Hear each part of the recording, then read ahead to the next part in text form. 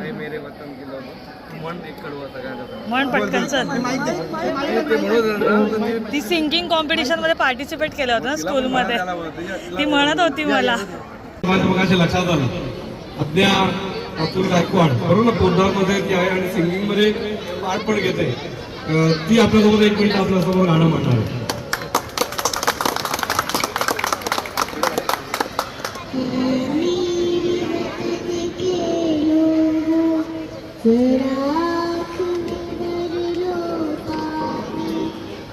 शहीद हुए हैं उनकी जरा याद करो कुर्बानी